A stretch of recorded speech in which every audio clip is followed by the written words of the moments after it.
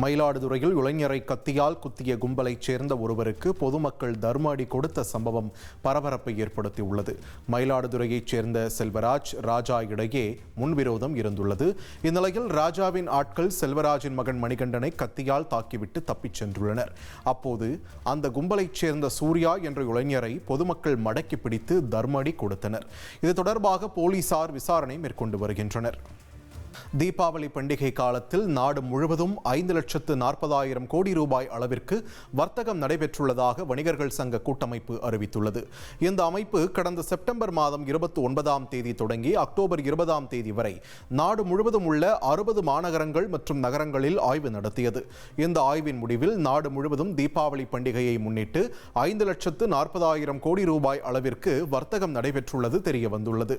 மொத்த வர்த்தகத்தில் தங்க நகைகள் 10%, மளிகை பொருட்கள் 12%, மின்சாதன பொருட்கள் 7%, ஆயத்த ஆடைகள் 7%, இனிப்பு கார வகைகள் 5% என்ற அளவில் விற்பனையாகியுள்ளது. கடந்த ஆண்டு வர்த்தகமான 4,35,000 கோடி ரூபாயை விட நடப்பாண்டில் வர்த்தகம் அதிகரித்ததற்கு ஜிஎஸ்டி சீர்திருத்தமே காரணம் என்று கூறப்படுகிறது. மேலும் பிரதமரின் கோரிக்கையை ஏற்று உள்நாட்டு பொருட்களை வாங்க 87% பேர் ஆர்வம் காட்டியதும் இந்த ஆய்வில் தெரியவந்துள்ளது. மத்திய அரசின் PM ஸ்ரீ திட்டத்தில் கேரளா இணைய உள்ளதாக அம்மாநில கல்வித்துறை அமைச்சர் சிவன்குட்டி தெரிவித்துள்ளார். கேரள கல்வித்துறைக்கு மத்திய அரசு 1,466 கோடி ரூபாய் நிலுவை வைத்திருப்பதாக கூறிய அவர், இந்த நிதியை பெற PM ஸ்ரீ திட்டத்தில் இணைய தயாராக இருப்பதாகவும் தெரிவித்தார்.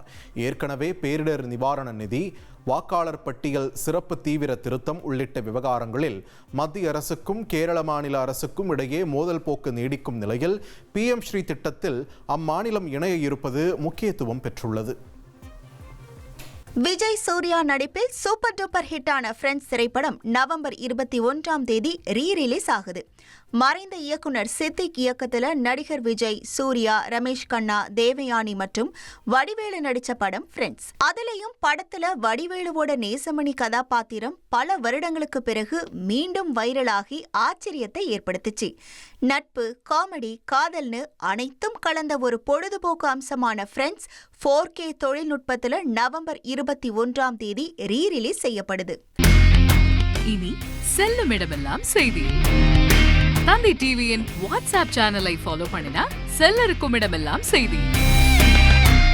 இதோ QR கோட் இப்பவே ஸ்கேன் பண்ணுங்க, ஃபாலோ பண்ணுங்க.